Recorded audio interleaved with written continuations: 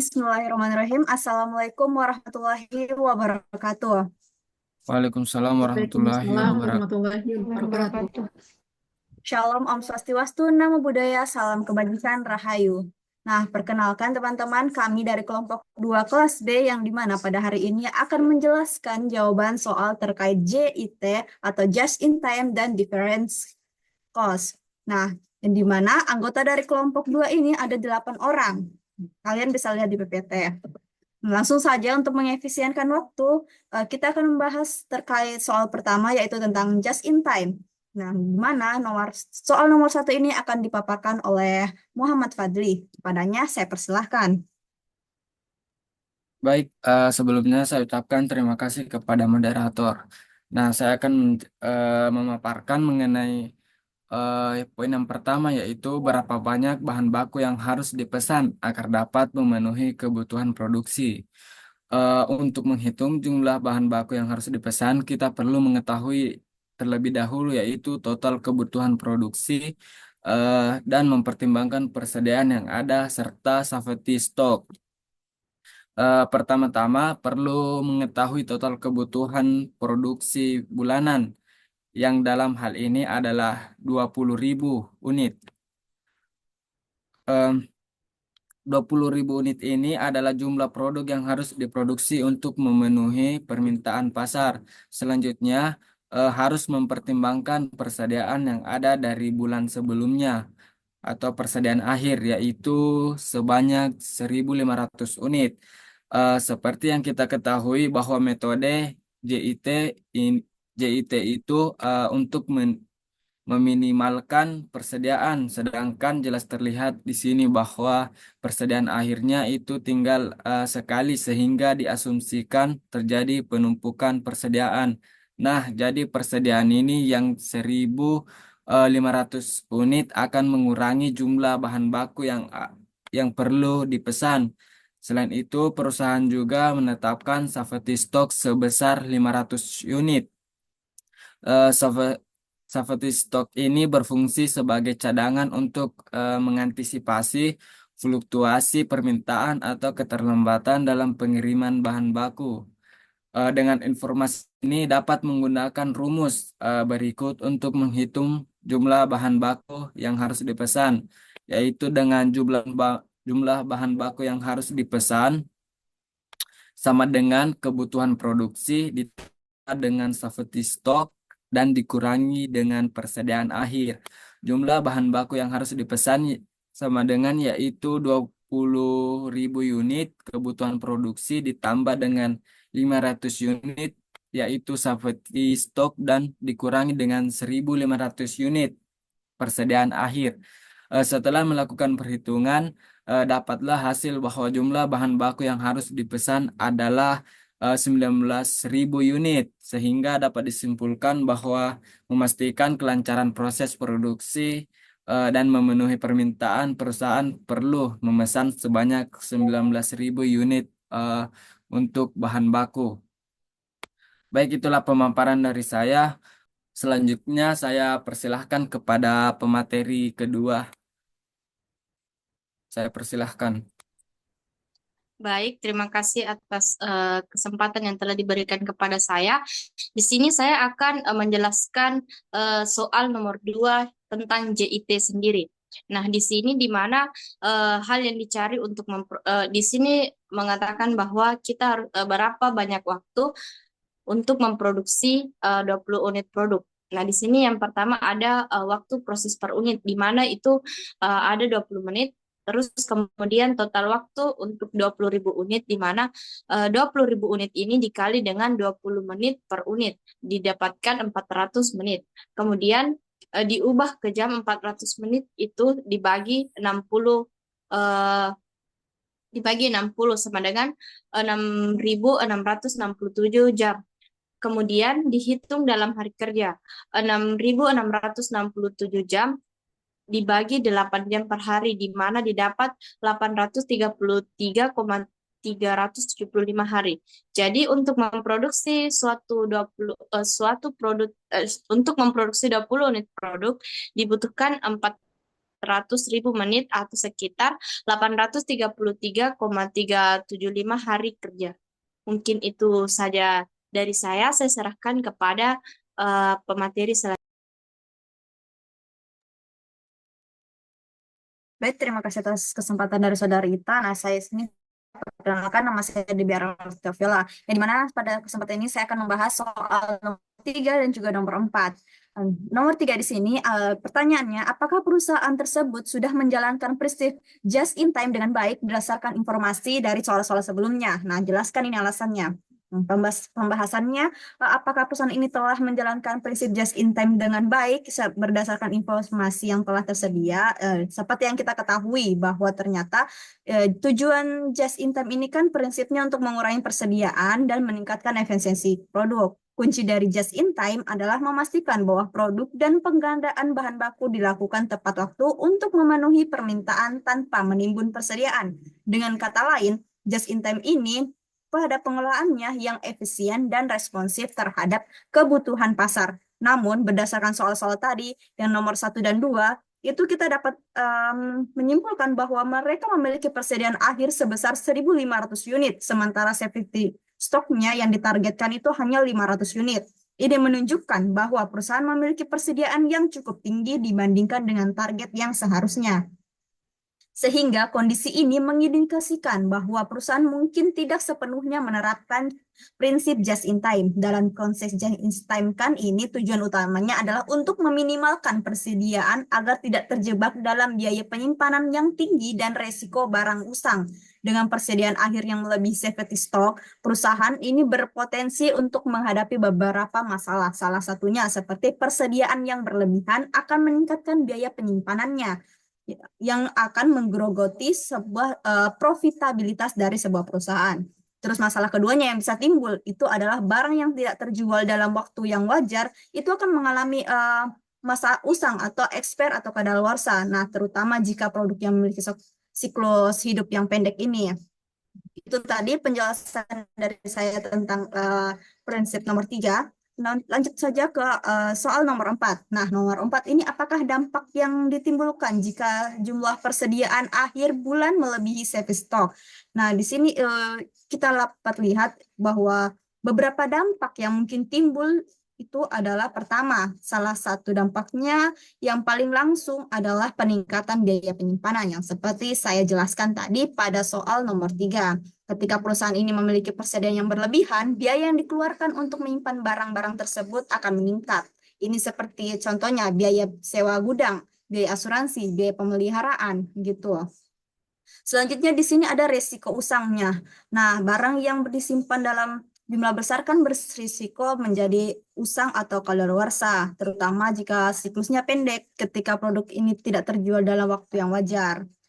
Itu bisa mengakibatkan sebuah kerugian yang terjadi di dalam sebuah perusahaan. Terus ada dampak tiganya lagi nih yang ternyata timbul, yaitu keterbatasan modal. Modal yang terkait atau terikat dalam persediaan yang berlebihan dapat mengurangi likuiditas perusahaan. Ini berarti perusahaan mungkin tidak memiliki cukup dana untuk berinvestasi di area lain yang dapat meningkatkan pertumbuhan, seperti perkembangan produk baru atau pemasaran. Terakhir, perusahaan mungkin menjadi kurang responsif terhadap perubahan permintaan pasar dengan berfokus pada pengolahan persediaan yang berlebihan. Perusahaan ini bisa kehilangan kesempatan untuk beradaptasi dengan cepat terhadap kebutuhan pelanggan yang berubah. Nah, jadi di sini saya dapat simpulkan secara keseluruhan bahwa jika kita memiliki persediaan yang melebihi safety stock, itu dapat membawa berbagai dampak negatif bagi perusahaan. Oleh karena itu, kita semua harus mengelola persediaan dengan bijak dan memastikan bahwa kita tidak terjebak dalam situasi yang merugikan ini. Mungkin itu saja penjelasan dari saya terkait soal nomor 3 dan 4. Kemudian soal selanjutnya yaitu nomor 5 akan dipaparkan oleh Saudari Andi Nur Azizah. Kepadanya saya persilahkan. Baik, saya akan menjawab pertanyaan dari nomor 5, yaitu apa hal yang perlu dipertimbangkan perusahaan agar prinsip JIT berjalan dengan baik berdasarkan contoh di atas. Beberapa hal penting yang perlu dipertimbangkan oleh perusahaan agar prinsip just in time dapat diterapkan dengan baik.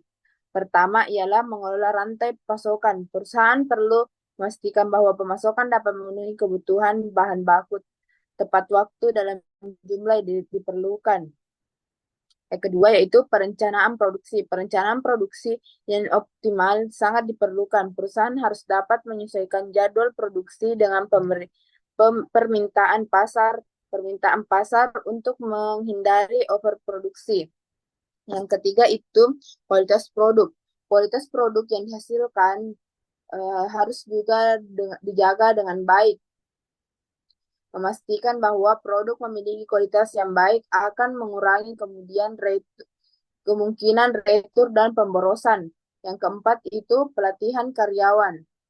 Penting untuk mempersiapkan pelatihan kepada karyawan tentang prinsip JIT dan pentingnya efisien dalam proses produksi. Karyawan yang terlatih akan lebih memahami karena mereka telah mencapai tujuan JIT dan dapat berkontribusi lebih baik dalam meningkatkan efisiensi. Dan terakhir,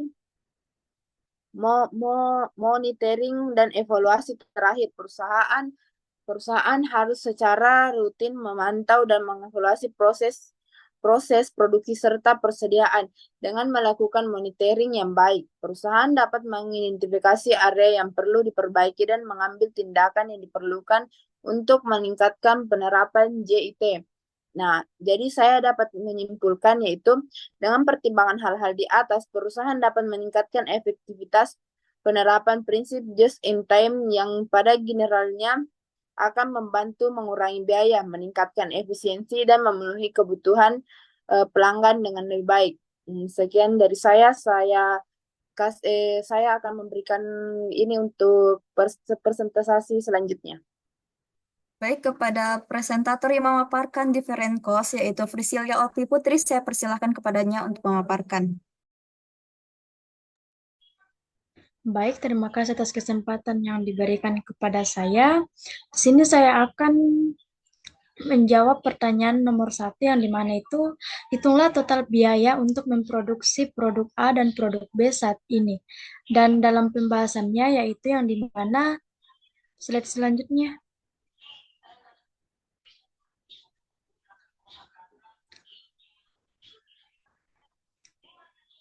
Yang dimana itu pada pembahasannya yaitu biaya tetap untuk produk A dan B sebesar 30 juta.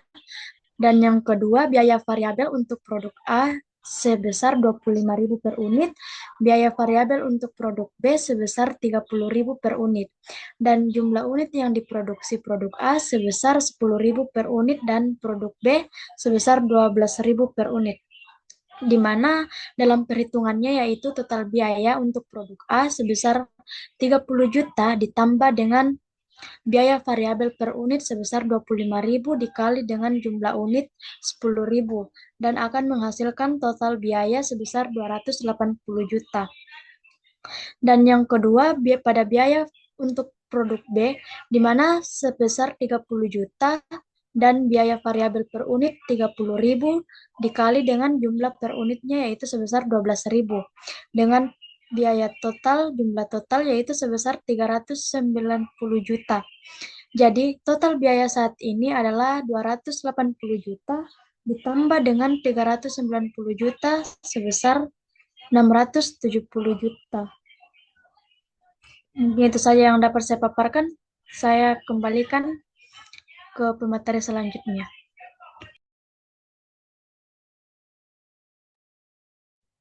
Baik, di sini saya akan membahas mengenai jawaban dari pertanyaan nomor 2 dan pertanyaan nomor 3 dari differential cost. Nah, yang dimana pertanyaan nomor 2 yaitu jika perusahaan memutuskan untuk menghentikan produksi produk A dan memproduksi lebih banyak produk B sebesar ataupun sebanyak 15.000 unit, hitunglah total biaya baru yang akan dikeluarkan. Nah, jawaban dari pertanyaan nomor 2 ini yaitu jika perusahaan menghentikan produksi produk A dan memproduksi produk B sebanyak 15.000 unit, maka total biaya baru yang akan dikeluarkan yaitu sebesar 480 juta. Nah, mengapa demikian? Seperti di sini kami menggunakan rumus yaitu total biaya sama dengan biaya tetap ditambah dengan biaya variabel per unit dikali jumlah unit. Nah, seperti yang telah kita ketahui sebelumnya, bahwasanya biaya tetap produk B itu sebesar 30 juta. Nah, sedangkan biaya variabel produk per unit produk B itu sebesar 30.000. Nah, jumlah unitnya di sini yaitu sebesar 15.000.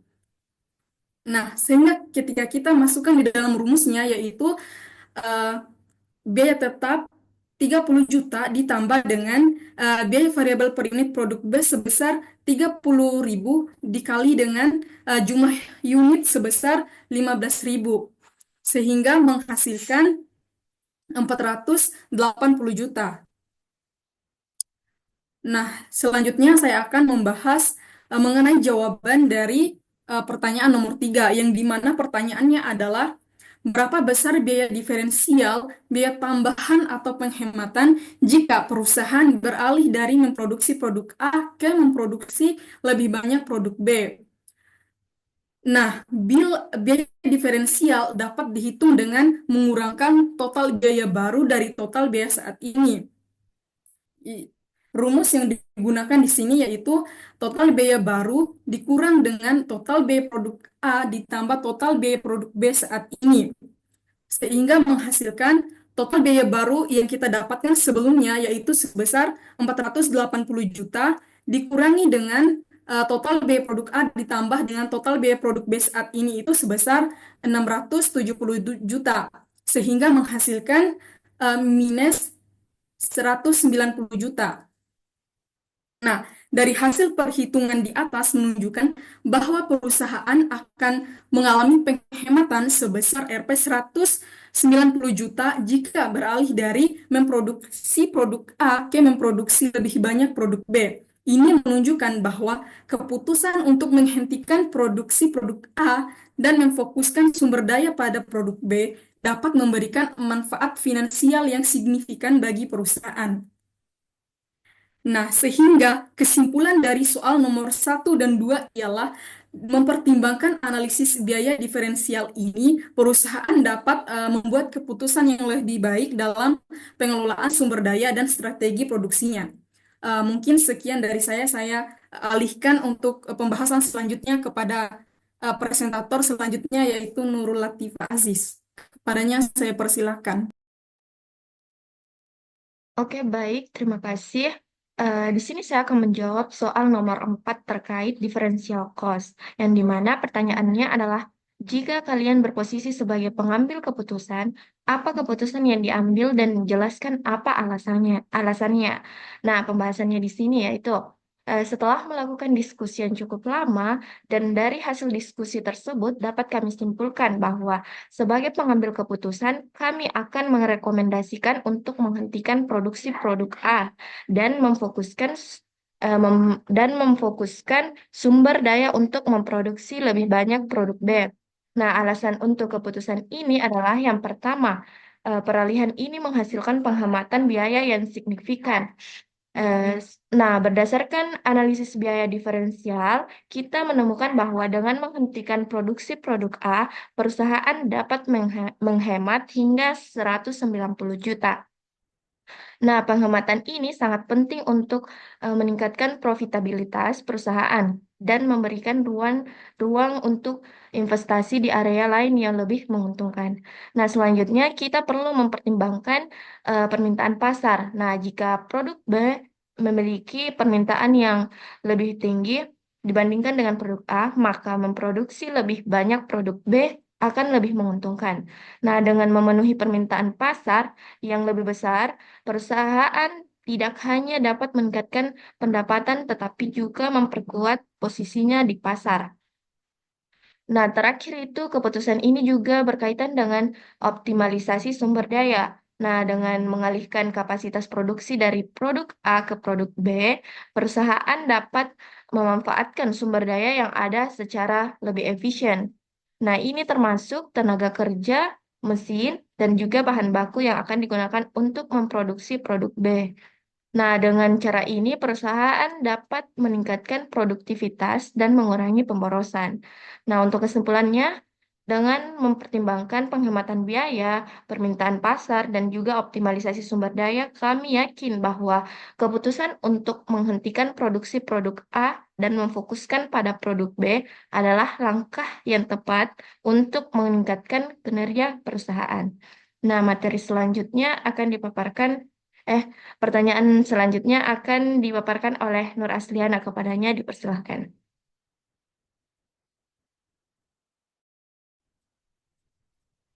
Baik, terima kasih atas kesempatan yang telah diberikan kepada saya. Selanjutnya itu nomor terakhir yang dimana itu pertanyaannya, apa sih faktor lain yang harus dipertimbangkan oleh perusahaan terhadap pilihan di atas selain perhitungan biaya produksi.